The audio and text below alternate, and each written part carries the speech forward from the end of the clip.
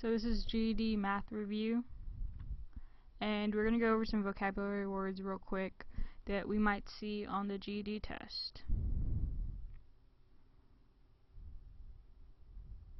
So the first word is mode.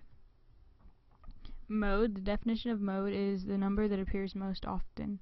So if we were given a set of numbers, let's say 3, 5, 6, 7, 3, 9. The mode is the number we see the most. We only have 5 here once. We'll only have the number 6 here once. We don't have 7, but we notice that we have a 3 here and we have a 3 here. So our mode for this would be 3. Is our mode. A median is the middle number when we arrange it from least to greatest. So let's take those same numbers and arrange it from least to greatest. We have 3, we have 3, we have 5, 6, 7, and 9. So the median number is the middle one. So we can start from the left side and the right side, mark out numbers, keep going and keep going. But what happens if there's two numbers? What we do here is we add them up together. 5 plus 6 is equal to 11. Then divide by 2, and that is 5.5. And that is our answer. The median number is 5.5. So we have 5.5. Then the range is the largest number subtracted by the smallest number. So the largest number we have a 3, 3, 5, 6, 7. We have a 9. So the largest number we have is 9, and the smallest number we have is 3.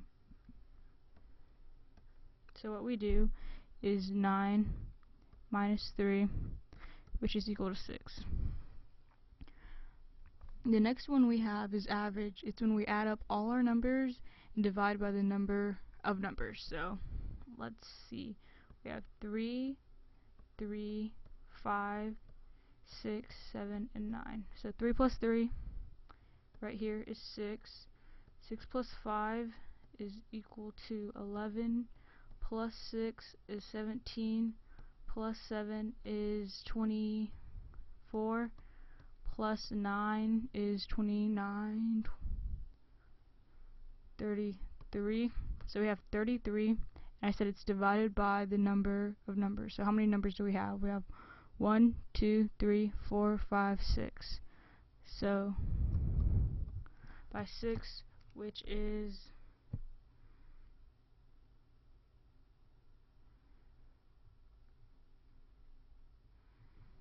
5.5.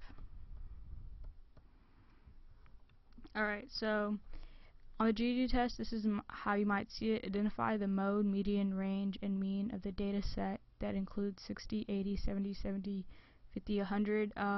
They might call it data set. So if you hear the word data set, they're just talking about the group of numbers. So the first thing to do is always put them in from least to greatest. So we have 60, 80, 70, 70, 50, 100. So if we put that in order, we have 50, 60, 70, 70, 80, 100. The mode is 70. Median is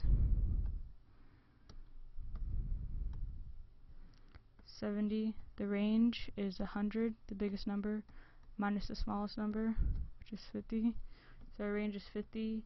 Then our mean is we have to add up all these numbers, and when we add them up, we have 50 plus 60 plus 70 plus 70 plus 80 plus 100, and we get 430.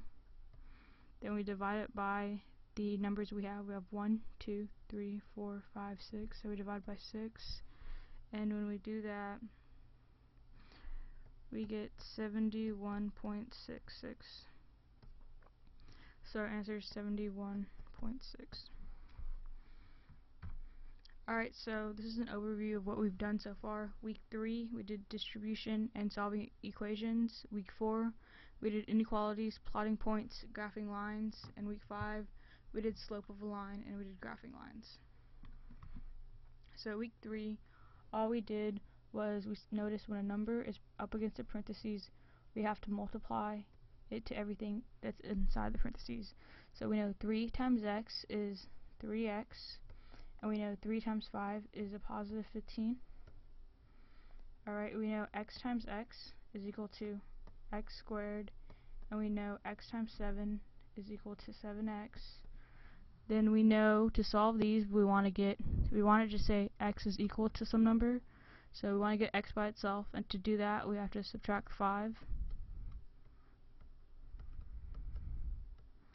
And we know when there's a number in front of the x, we have to divide by it. So x is equal to 5. And then over here we do the same thing. We're trying to get x by itself, so minus 14. That's 7x is equal to 14. We divide by 7, x is equal to 2. Alright, so the flag of the day is the Texas Tech flag. I'm not sure which one is actually the Texas Tech flag. I've probably seen this one more often, but this is the one they actually use at the Texas Tech campus, and that's their school mascot. Alright, so plotting points. So first one we have is 2, 3. So hopefully we know how to plot that. We start here, 0, 0 at the origin, and this is our x and this is our y. This is our x-axis and this is our y-axis. And it says go 2, and it's a positive 2, so we can go 2 to the right. And y says positive 3, so we go up 3. And this is 2, 3. And the other one is graphing line. So we have this pretty little graph. It says y is equal to 2x plus 1. We know this is our slope, and we know this is our y-intercept. So I'm going to start with our y-intercept. We know it's plus 1. So we know our y-intercept, our line is going to cross here, and we know we have a positive slope, so we know it's going to run something like this. And we know our slope is 2x, which is 2 over run, is rise. This is our run, so we can rise 2 and run 1. So this is our next point. And we rise 2, run 1. Rise 2. Go down 2, 1 this way. Go down 2. And then our line should look something like that. So those two are, we plotted a point and we graphed the line. So let's see, what else do we have? So week 5 we learned how to calculate the slope of the line, and we learned about the slope-intercept form.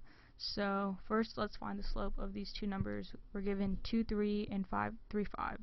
So first thing we have to do is label them. This is x, this is y. Then we see a second coordinate point. This is x, this is y.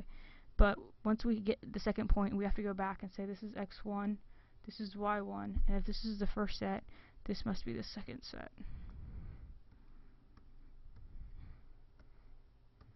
Alright, so now we have our slope formula. M means slope, and it says y2 minus y1 divided by x2 minus x1. So our y2 is 5, and our x1 is 3, and our x2 is 3, and our x1 is 2.